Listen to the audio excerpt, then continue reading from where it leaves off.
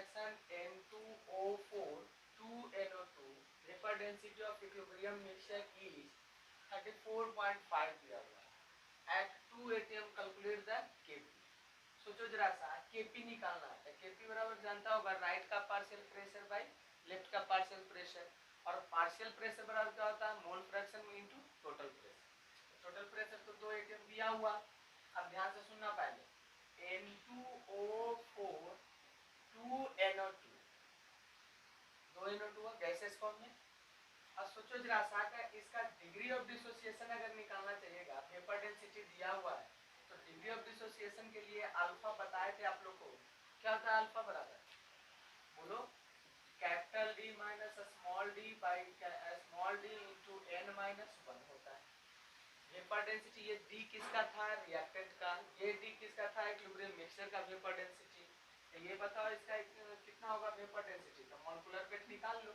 14 दूना 28 और 16 चौक 64 92 आया। 92 को डिवाइड कर दो 2 से तो D आ जाएगा 46 आ जाएगा, माइनस D का वैल्यू कितना दिया हुआ इसका 34.2 बाई 34.5 है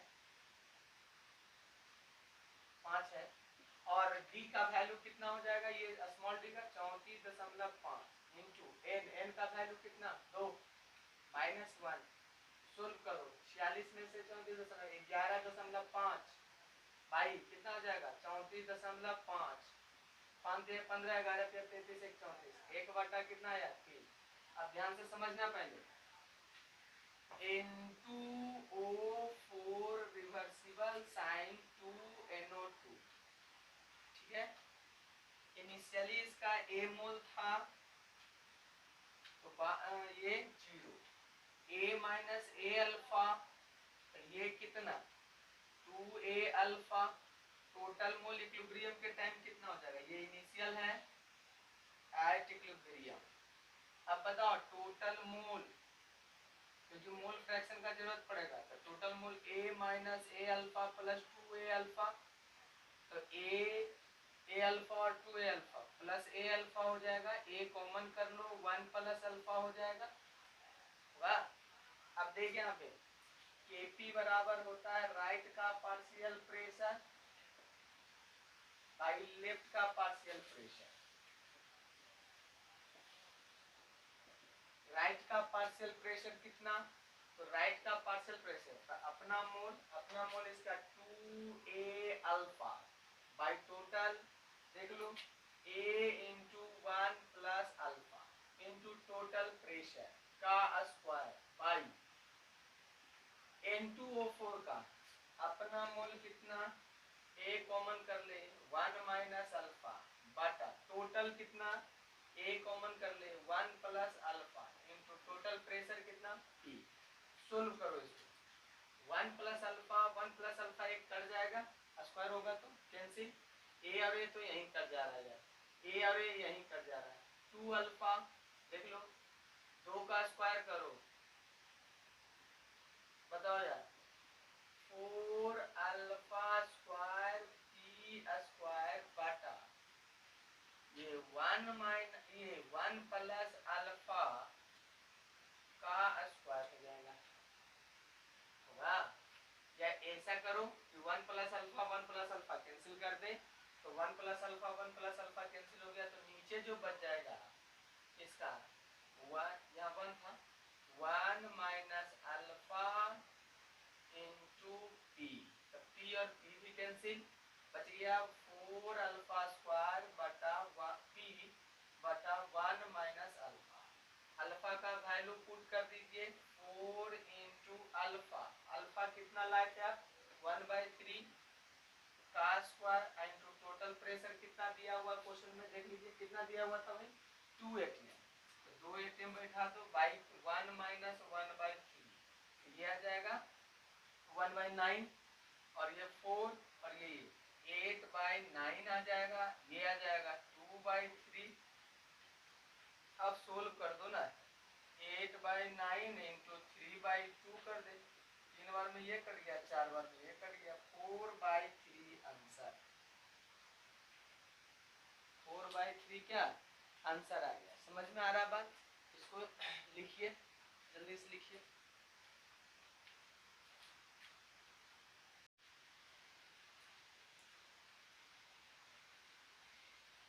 देखो भाई, अब अगला हम लोग पढ़ेंगे, समझना पहले हम तुम लोग को बताए थे कि डिग्री ऑफ डिसोसिएशन और वेपर डेंसिटी में क्या रिलेशन होता है। आज हम लोग पढ़ेंगे degree of association. Degree of क्या? एसोसिएशन। एंड इसको भी अल्फा से ही रिप्रेजेंट करते हैं, ऐसा नहीं कि अलग है। एंड वेपर डेंसिटी एसोसिएशन के केस में भी आएगा। जनरली डिसोसिएशन वाला न्यूमेरिकल आता है, जो कि अभी बताए भी थे आपको। एसोसिएशन में मान लो कि ए गैस है एन मॉलिक्यूल, वो डिसोसिएट होकर बी गैस बना रहा है। यहाँ पे कितना मॉलिक्यूल डिसोसिएट किया? एसोसिएट किया एन मॉलिक्यूल। एसोसिएट किया एन मॉलिक्यूल का मतलब क्या? आपस में कंबाइंड किया। इनिशियल इसका अगर मान लिया जाए, इनिशियल मोल ए मान लीजिए, तो ये क्या हो जाएगा? At equilibrium A minus A alpha. ये तो हम पहले ही बता दिए थे ना कि ए इसका डिग्री ऑफ एसोसिएशन अल्फा है, तो एक में कितना? तो अल्फा। तो ए में कितना?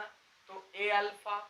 अब बताओ ये कितना बनेगा? एन मोल से 1 मोल बन रहा है, तो 1 मोल से कितना बनेगा? 1/n। तो ए अल्फा से कितना बनेगा? ए अल्फा बाई एन। तो टोटल मोल इक्विलिब्रियम के टाइम कितना होगा? टोटल मोल, तो टोटल मोल एट इक्विलिब्रियम कितना हो जाएगा? A minus A alpha by A. A common कर लो, A into 1 minus alpha plus alpha by A, ये हो जाएगा, इतना मोल हो जाएगा। अब यहाँ पे सोचो जरा सा कि molecular weight of mixture, molecular weight of A into A by total मोल। याद करो डिसोसिएशन वाला हम जैसे बताए थे, तो मॉलिक्यूलर वेट बराबर क्या होता है? Total mass by total mole. तो टोटल मोल कितना? A into 1 alpha plus alpha by N, ये हो जाएगा। ए और एक कट जाएगा, हमको अल्फा कैलकुलेट करना है, ध्यान रखना। तो 1 minus alpha plus alpha by n बराबर हो जाएगा एम ए बाई क्या हो जाएगा? M mixture. ये ये पूरा को उधर लेके चले जाओ, इसको इधर लेके आ जाओ, तो फाइनली जो आएगा आंसर क्या आ जाएगा? देख लो क्या आ जाएगा भाई? 1 minus M A by M mixture is equal to क्या हो जाएगा? Alpha minus alpha by n, alpha minus alpha by N, ये हो जाएगा M mixture minus M A by M mixture. ये अल्फा कॉमन कर लो तो 1 माइनस 1 बाई एन आ जाएगा। ये इधर लेके चले आओ तो अल्फा बराबर हो जाएगा M mixture minus M A by हो जाएगा एम मिक्सचर इंटू हो जाएगा 1 माइनस 1 बाई एन। ये फॉर्मूला हो जाएगा, होगा देख लो, ये मल्टीप्लाई है, इधर जाएगा तो ये नीचे डिवाइड हो जाएगा। अब ध्यान से सुनना, हमको वेपर डेंसिटी के फॉर्म में लाना है। तो वेपर डेंसिटी के फॉर्म में लाने के लिए क्या करना पड़ेगा? मॉलिक्यूलर वेट को कर लो। मॉलिक्यूलर वेट बराबर हो जाता है 2 वेपर डेंसिटी मिक्सचर का, तो 2 small d minus 2 capital D by 2 small d into 1 minus 1 by n. यहाँ पे अल्फा 2 कॉमन कर ले तो D minus d by d into 1 minus 1 by n. इसको और सोल्व करो तो ये आ जाएगा डी कैपिटल, ऐसे ही कर लो, 1 माइनस एन आ गया कर लो, तो D minus d by d into 1 by n minus 1। यही फॉर्मूला आएगा एसोसिएशन के केस में। अगर एसोसिएशन के केस में दे रहा वेपर डेंसिटी निकालने के लिए, तो D minus a d by d into 1 minus a 1 by n minus 1। अच्छा एक बात बताओ, ये डी क्या था? Vapour density of reactant. ये स्मॉल डी क्या था? Vapour density of mixture. ये एन क्या है? जितना मोल एसोसिएट करेगा, और वहां था जितना मोल डिसोसिएट करेगा बनाएगा। तो ये ध्यान रखना एक बात, ये हमेशा कि अल्फा बराबर D minus D, D into 1/n minus 1। चलो लिखो, जल्दी से लिखो इसको।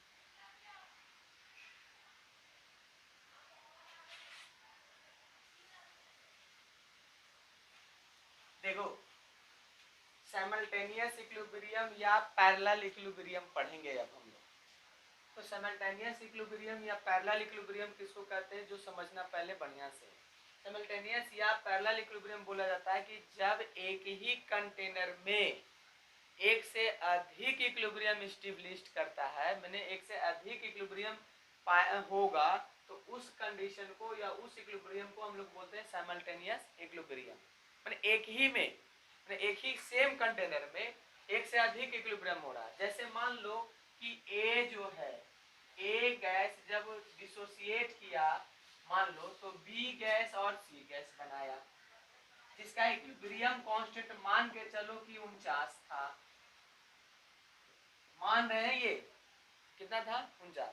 और ये ऐसा क्वेश्चन को, ऐसा थ्योरी को समझने के लिए इसका न्यूमेरिकल ही समझना पड़ेगा आपको। तो मान के चलो हम क्वेश्चन भी लिख दे रहे हैं कि ए से बी और सी बना, तो इक्विलिब्रियम कांस्टेंट इसका कितना था, 49 एटीएम स्क्वायर था। समझ में आया बात। अब समझना पहले प्रेशर के फॉर्म में दिया, चलो केपी लिख दो, केपी दिया हुआ है। अब यहाँ पे मान लो कि ऐसा भी हो सकता है कि डी जो था ये जब डिसोसिएट किया उसी कंटेनर में, तो बी और सी के जगह पर ई बना। इसका इक्विलिब्रियम कांस्टेंट जो है मान लो 36 एटीएम स्क्वायर दिया। अच्छा, ये एटीएम स्क्वायर क्यों लिख रहे हैं भाई, ये बताओ पहले। भाई इधर 1 मोल 1 मोल 2 मोल, इधर 1 मोल, तो 2 माइनस 1 1 हो जाएगा। 2 माइनस 1 करोगे तो 1 आएगा। समझ में आ रहा बात। अब ध्यान से समझना पहले। अब तुमसे बोला कि भाई ये बताओ कि इधर टोटल जो अपना लोग किए इक्विलिब्रियम कांस्टेंट है ना, केपी 49 दिया हुआ, केपी चलो ये एटीएम में ही रहने दो, कोई दिक्कत ना है, रहने दो 49। ध्यान से समझना पहले तुम लोग। यहाँ देखो यार, अब एक बात बताओ कि अगर मान लिया जाए कि पहला सोल्व करना है, क्या देगा, find the total pressure. Find the क्या, टोटल प्रेशर बोल देगा तुमको फाइंड करने के लिए। अब टोटल प्रेशर कैसे निकालेंगे, तो ध्यान देना पहले कंटेनर में, कंटेनर का क्या देगा, तो कैसे कैलकुलेट करें, ए से बना बी और सी, डी से बना बी और ई, केपी इसका दिया 49, केपी दिया हुआ इसका 36। अब समझना पहले, देखो ध्यान दे, पहला से देखो, ए से बी बना, ध्यान देना थोड़ा छोटा लिख रहे हैं, और सी बना। ये मान लो कि सॉलिड था, सपोज करो ये सॉलिड है, ये क्या है, सॉलिड, सॉलिड से मानते हैं। अब ध्यान से समझना पहले, बी और सी जो है, ये जो है बी और सी, ये मान लो कि इनिशियल में एक्स बना, कितना बना, एक्स बना, इसका प्रेशर एक्स मान लो। अब ये बताओ कि ए से बी बना तो एक्स, तो 1 से 1 ये भी बन रहा है, 1 से 1 बन रहा है, तो ये जब x बन रहा तो 1 मोल ही बना, तो 1 मोल ही बना, तो ये x बनेगा, तो ये भी x बनेगा, ये आ जाएगा। समझे। अब यहाँ d के लिए समझो, d से b और c बना, इस केस में b जो बना होगा बाई बना होगा मान के चलो, और ये भी क्या बना होगा, बाई बना होगा। अब ध्यान देना, कंटेनर में पूरा b कितना हुआ, तो x यहाँ बाई यहाँ, तो x प्लस क्या आ जाएगा, बाई, तो b का जो वैल्यू होगा वो x प्लस बाई, और ये बाई प्लस क्या आ जाएगा, x हो जाएगा। भाई टोटल कंटेनर, एक ही कंटेनर में पूछेंगे, तो एक ही कंटेनर में पूछेंगे कि b कितना है, तो x प्लस बाई बोलोगे कि नहीं बोलोगे, ये पहले बताओ। a से बना b जो वो x प्रेशर या x मोल प्रेशर के टर्म में बोलोगे तो x एटीएम बोलो। d से जो बना b वो कितना बना, बाई एटीएम बना, तो टोटल b का प्रेशर कितना हो जाएगा, x प्लस बाई हो जाएगा। c तो वही रह जाएगा यहाँ पे x, और c ये यहाँ पे e था ना, c तो x रह जाएगा, और e का कितना रह जाएगा, बाई रह जाएगा। अब टोटल जो प्रेशर होगा यहाँ पे, सोल्व कर रहे हैं, ये क्वेश्चन था, सॉल्यूशन यहीं से स्टार्ट है, देख लेना। तो यहाँ पे जो टोटल प्रेशर होगा, टोटल प्रेशर कैसे निकालोगे? Pressure of B plus pressure of C plus pressure of E, ये तीनों को जोड़ोगे तो यही आंसर आ जाएगा, यही आंसर आएगा पक्का। बी का प्रेशर, सी का प्रेशर और क्या, ई का प्रेशर। जबकि केपी दिया हुआ अपना लोग को, केपी दिया हुआ कि नहीं दिया हुआ पहले ये बताओ। तो तुम सोचो जरा सा, केपी ऐसे मान लो, इसको केपी 1 मान ले, इसको केपी 2 मान ले।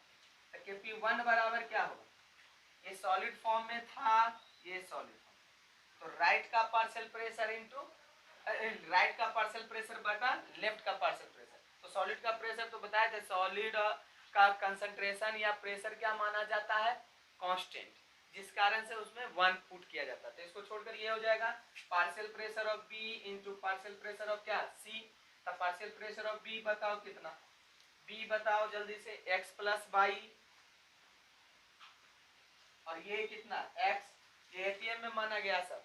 और यहाँ पे बताओ इसी तरह से Kp2 बताओ, तो partial pressure of B into partial pressure of क्या भाई, E, ये कितना, तो ये भी तो है x plus by into by करेंगे, x plus by into by. अरे भाई बाई प्लस x लिखो चाहे x प्लस बाई लिखो, इंटू क्या कर दो बाई। अच्छा ये Kp1 का वैल्यू कितना था, 49, ये कितना था 36, है या नहीं है। अब टोटल प्रेशर पूछ रहा था, है ना, तो पहले ऐसा करो कि पूरा को जो ऐड कर दो, पूरा को क्या करो, ऐड करो। तो पूरा को जब ऐड करोगे, ध्यान देना, तो यहाँ पे Kp1 प्लस Kp2 कर दो, तो ये आ जाएगा x plus by x plus x plus by into by. इधर Kp1 का वैल्यू 49 प्लस 36, ये आ जाएगा x plus by into x plus by. भाई x plus by, x plus by, अब बाई और x कॉमन कर लिए, ये कॉमन करोगे तो x प्लस बाई हो जाएगा। तो यहाँ पे फाइनली क्या आ जाएगा देख ले, अब इधर मिटा रहे हैं, पहले ध्यान देना, फिर से समझ ले। a से b और c बना, तो b बना x, b क्या बना था, x बना था, तो c भी क्या बनेगा, x, यहाँ बनेगा बाई, तो यहाँ भी बनेगा बाई। फाइनली बताओ b कितना हुआ कंटेनर में, तो x प्लस क्या हो जाएगा बाई, क्योंकि यहाँ बाई और यहाँ x, तो टोटल जोड़ के बोलोगे ना। अब kp इसके अनुसार निकालिए, राइट का partial pressure into by left का पार्शियल प्रेशर, इसका निकाले तो राइट का पार्शियल प्रेशर बाई लेफ्ट का पार्शियल प्रेशर। राइट लेफ्ट का पार्शियल प्रेशर तो हो जाएगा 1 पुट करेंगे, क्योंकि कांस्टेंट सॉलिड के कारण, तो यही दोनों का मल्टीप्लाई हो जाएगा। तो ये दोनों का वैल्यू कितना, x plus by into x किए, और ये Kp1 का वैल्यू कितना दिया हुआ था 49, ये Kp2 का वैल्यू कितना दिया हुआ था 36, दोनों को ऐड कर दिए, दोनों को ऐड किए तो ये आ गया x plus by x plus x plus by into by. अब सोल्व करो तो x plus by into x plus क्या हो जाएगा, बाई हो जाएगा। अब 49 और 36 ऐड करते हैं, देखें यहाँ पे,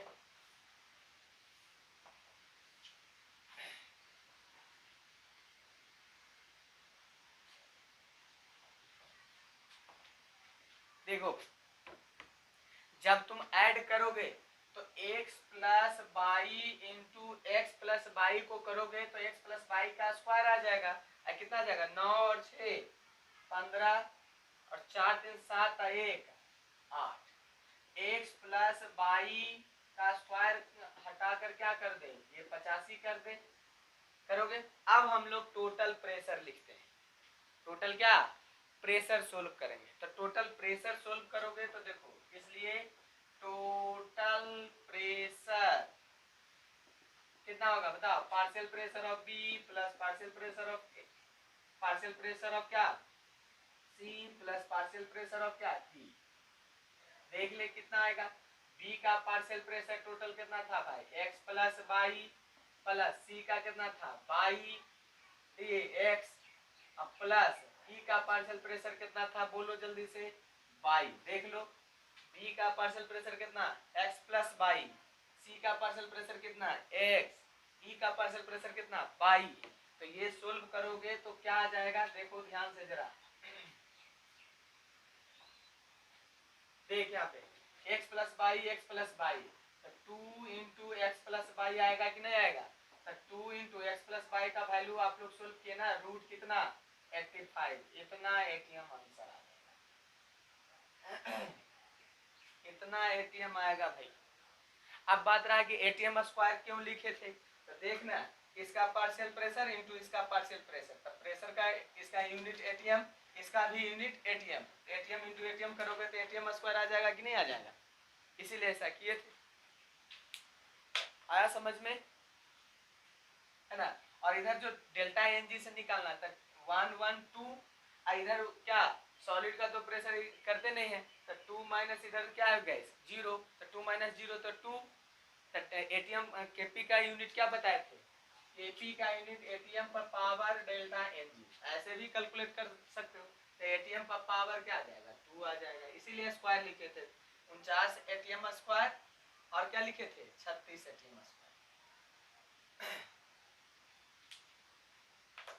चलो लिखो जल्दी से लिखो।